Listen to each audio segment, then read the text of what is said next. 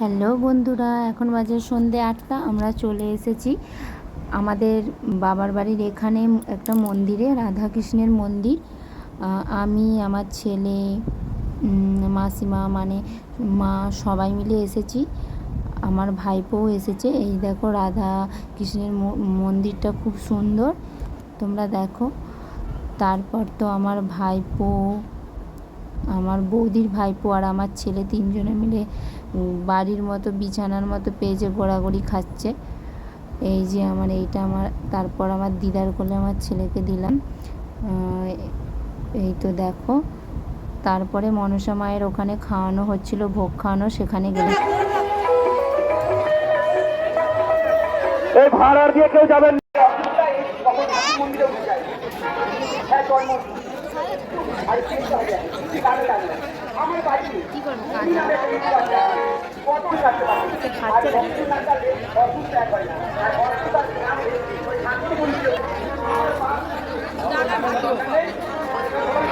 লোকজন প্রচুর হয়েছিল ভোগ খাওয়ানোর সময়।